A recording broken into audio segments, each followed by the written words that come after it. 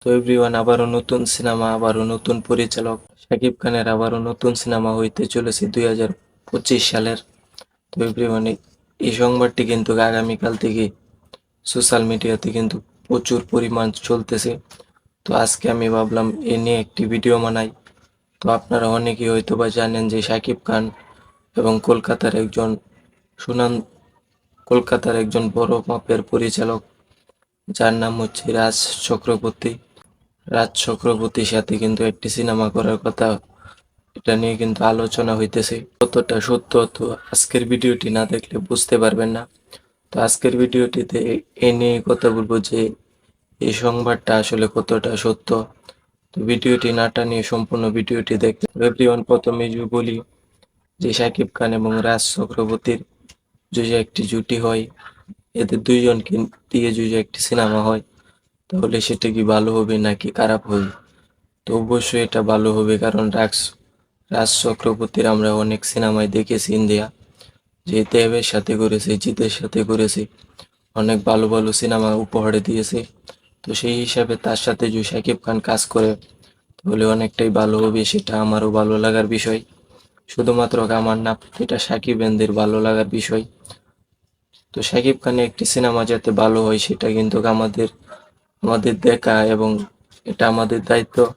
কারণ এখন যে আমরা এরকম কোনো পরিচালকের সাথে শাকিব খানকে চাই না, যে পরিচালক শাকিব খানকে নিয়ে ভালো কিছু মানাতে পারবে না, বাট ভালো কিছু তৈরি করতে পারবে না, সাকিব-এনদেরকে খুশি করতে পারবে না।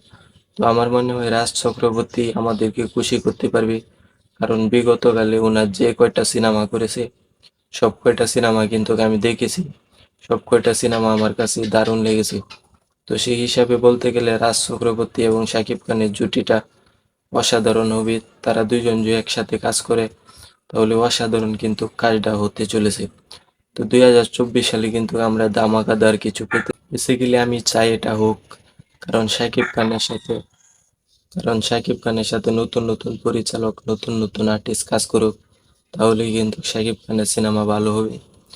শাকিব খানের সিনেমা তাহলেই কিন্তু ভালো হবে, সিনেমা কিন্তু পাল্টাবে। তো আমরা সবাই কিন্তু চাই যে এক একটা সিনেমা এক এক ক্যাটাগরির হোক, বা এক একটা সিনেমা এক এক রকম হোক। তো সেই তালেই কিন্তু এখন শাকিব খান হাঁটতেছেন। তো আমাদের মতো ফ্যান ফলোয়ার তো এই শাকিব খান মানে কেন খারাপ সিনেমা বা গল্প ভালো নয়, মানহীন সিনেমায় কেন কাজ করবে?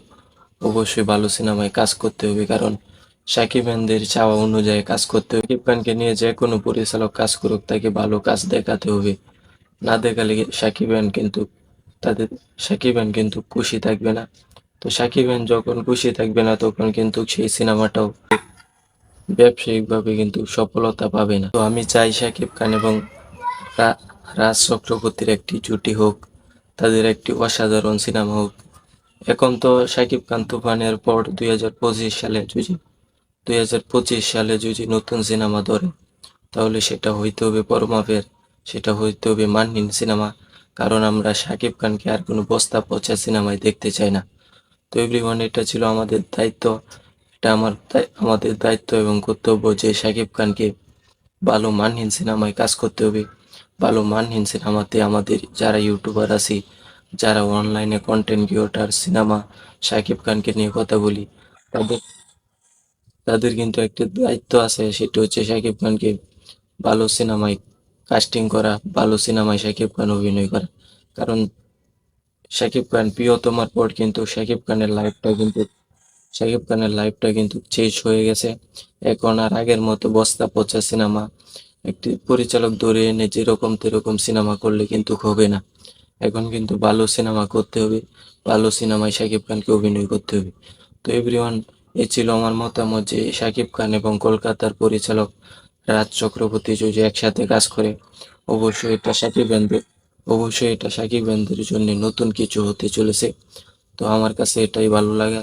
আপনাদের কাছে কেমন লাগবে শাকিব খান এবং রাজ চক্রবর্তী জুটি? অবশ্যই কমেন্ট করে জানিয়ে দিবেন। আজকের ভিডিওটি এই পর্যন্তই। অপেক্ষা করুন পরবর্তী ভিডিওর জন্য। চ্যানেলে নতুন হয়ে থাকলে সাবস্ক্রাইব করে রাখবেন। তো এভরিওয়ান, সকলকে ধন্যবাদ জানিয়ে আসছি। আসসালামু আলাইকুম ওয়া রাহমাতুল্লাহি ওয়া বারাকাতুহু।